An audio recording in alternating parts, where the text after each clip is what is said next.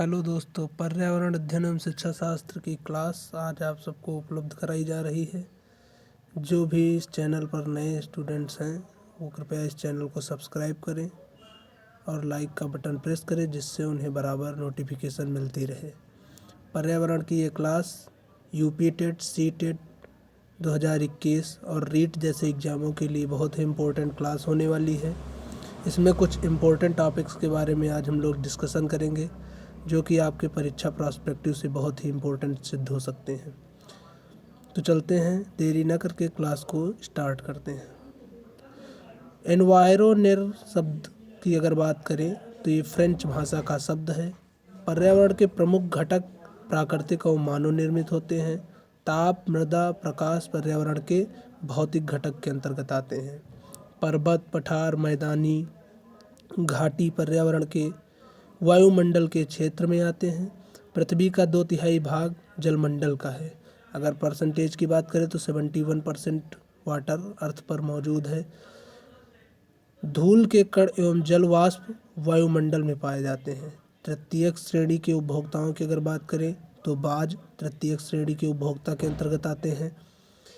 वहीं अगर हम प्राथमिक श्रेणी के उपभोक्ताओं की बात करें तो जितने भी प्लांट्स होते हैं वो सारे प्राथमिक उपभोक्ता की श्रेणी के अंतर्गत आते हैं। वे जीव जो मृत शरीर के कार्बनिक पदार्थों को साधारण भौतिक तत्वों में अपघटित कर देते हैं वो अपघटक कहलाते हैं। अगर पौधों को खरगोश खाता, खरगोश को सांप और सांप को मोर, तब सबसे कम ऊर्जा किसको प्राप्त होती? तो जाहिर सी बात है, सबसे कम ऊर्जा जो है वो मोर को प्राप्त होती। अंतर्राष्ट्रीय स्तर पर मानव पर्यावरण का सबसे पहला सम्मेलन 1972 में स्टॉकहोम सम्मेलन में यह घोषणा की गई कि प्रत्येक वर्ष 5 जून को विश्व पर्यावरण दिवस के रूप में मनाया जाएगा। और अगर वहीं क्वेश्चन आ जाए कि पर्यावरण दिवस किस तारीख को मनाया जाता है, तो आपका आंसर होगा 5 जून। एजेंडा 21 1992 में जारी किया गया।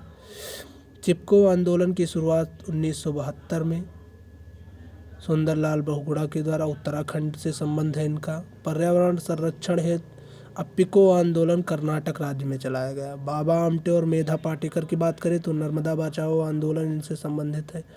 राजीव गांधी पर्यावरण पुरस्कार पर्यावरण के क्षेत्र में अतुलनीय योगदान के लिए औद्योगिक संस्था को दिया जाता है। सर्वाधिक उत्पादक पारिस्थितिकी तंत्र की बात करें तो सर्वाधिक उत्पादक पारिस्थितिकी तंत्र उष्णकटिबंधीय वर्षावनों में पाए जाते हैं, क्योंकि यहाँ पर उष्णकटिबंधीय वर्षावनों की अगर बात करें तो ये इक्वेटर यानी भूमध्य रेखा के समीपवर्ती स्थानों पर ज़्यादातर पाए जाते हैं। भारत की अगर बात करें तो भारत उष्णकटिबंधीय जलवायु वाला प्रदेश है। खाद्य श्रृंखला के परस्पर समूह को खाद्य जगत कहा जाता है। जैविक पर्यावरण में शामिल तत्वों की अगर बात करें तो उत्पादक, उपभोक्ता, अपघटक, ये सारे जैविक पर्यावरण के तत्व हैं। एक अध्यापक मेधा पाटेकर व अमृता देवी बिश्नोई के योगदान पर बोल रही है, तो इसका मतलब है वो पर्यावरण के आंदोलनों के बारे में बता रही है। सन 1992 में पर्यावरण सुरक्षा से संबंधित प्रथम पृथ्वी सम्मेलन रियो डी जनेरियो में हुआ। यदि एक मेढक एक टिड्डे को खाता है तो ऊर्जा का स्थानांतरण होगा। तो अगर टिड्डे की बात करें तो प्राथमिक उपभोक्ता के अंतर्गत टिड्डा आता है और मेढक जो है वो द्वितीयक उपभोक्ता के अंतर्गत आता है। इस वजह से इस क्वेश्चन का जो आंसर होगा वो प्राथमिक उपभोक्ता से द्वितीयक उपभोक्ता को ऊर्जा का स्थानांतरण हो रहा है। ऊर्जा के सबसे बड़े केंद्र की अगर बात करें तो इस पूरे विश्व में ऊर्जा का सबसे बड़ा केंद्र सूर्य को माना जाता है। पृथ्वी पर समुद्र पारिस्थितिकी तंत्र सबसे बड़ा तंत्र है। पर्यावरण को बचाने के लिए चिपको आंदोलन उत्तराखंड से संबंधित है। सुंदरलाल बहुगुणा ने इस आंदोलन को चलाया, जिसमें उन्होंने पेड़ों से लिपटने की बात की ताकि पेड़ों को कटने से बचाया जा सके।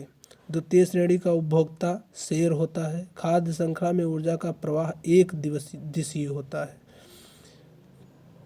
परितंत्र में ऊर्जा का प्राथमिक स्रोत सूर्य का प्रकाश है। सूर्य से ही पूरे विश्व को ऊर्जा प्राप्त होती है। सूर्यों के माध्यम से पेड़ पौधे ऊर्जा का परिवहन करते हैं और क्लोरोफिल की मौजूदगी में अपने भोजन का निर्माण करते हैं, जिनका द्वितीयक श्रेणी के उपभोक्ता उपभोग करते हैं। उसके बाद द्वितीयक श्रेणी से तृतीयक श्रेणी में ऊर्जा का स्थानांतरण होता है और अपघटन के माध्यम से कवकों के द्वारा फिर पुनः वायुमंडलीय क्षेत्र में उस ऊर्जा का उत्सर्जन हो जाता है और जो खनिज तत्व पेड़ पौधों में के द्वारा स्थानांतरित होते रहते हैं, अपघटन के माध्यम से वो पुनः पृथ्वी में मिल जाते हैं। इसी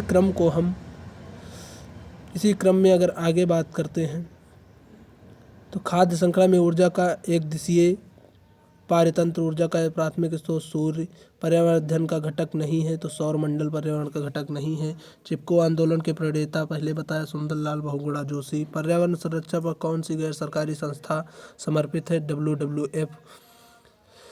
10% नियम दिया गया तो लिंडमैन के द्वारा दिया गया। पर्यावरण दिवस मनाया जाता है 5 जून को। जलीय पारिस्थितिकी तंत्र का उदाहरण है तालाब। जैविक कारक नहीं है प्रस्तर।